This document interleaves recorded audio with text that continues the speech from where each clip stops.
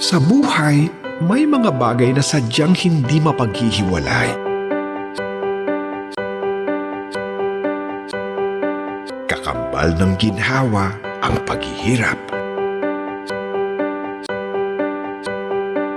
Ikaw ang aking tala sa gabing madilim.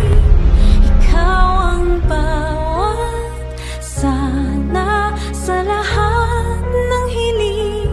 Sa hirap man o sa saya ay tunay na ikaw pa rin. Sagot sa aking dalangin. Baka pagod na ako, lagi ka na lang si unahan. Dapat number 1, dapat ganito, dapat ganyan.